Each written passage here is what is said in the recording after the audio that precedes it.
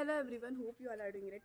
Welcome back to my channel. My name is Mayuri and today I am going to attend very auspicious event. तर आज आम्ही जात आहोत मालवणला. Malvan is my home town आणि श्रावणातल्या जत्रा असतात. दर मंगळवारी श्रावणामध्ये मालवणला कुंभारमाठ येते. जरीमरी देवीची जत्रा असते. तर कोकणाला निसर्गासोबतच परंपरांचा आणि संस्कृतीचा देखील वारसा आहे आणि वर्षानुवर्षे कोकणवासीय पिढ्यानुपिढ्या चालत आलेल्या ह्या सगळ्या परंपरा सांभाळत आलेल्या आहेत.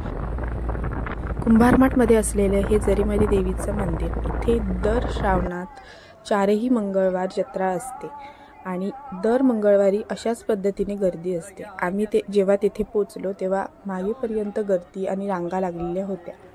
रांगांमध्ये उभं राहून दर्शन घेण्याची मजाच काही वेगळी असते.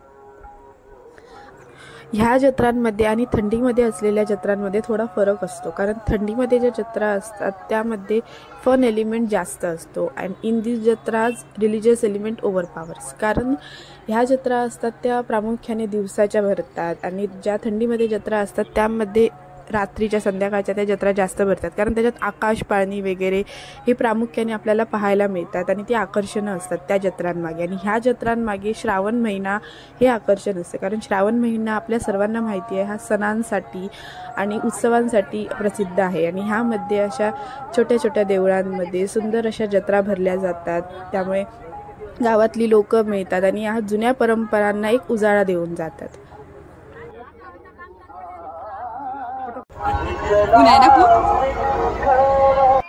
2 वर्षापूर्वी आम्ही जेव्हा जत्रेला गेलो होतो त्यावेळी मंदिराचं बांधकाम सुरू झालं होतं आणि आता पाहिलं तर बऱ्याच प्रकारे बरंच काम हे पूर्ण होत आलेलं होतं आणि मंदिर आता खरंच खूप सुंदर दिसत होतं.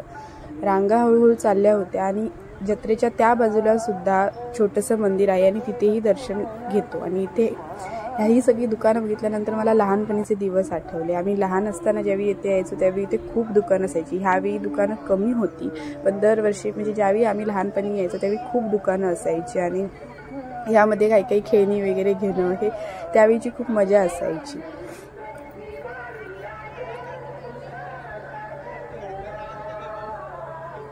मागच्या मंगळवारी नागपंचमी असल्यामुळे ह्या मंगळवारी त्या मानाने खूप जास्त गर्दी होती आणि तसेही पुढच्या मंगळवारी सुद्धा संकष्टी उपवास असल्यामुळे ह्या मंगळवारी जास्त लोक आलेली होती.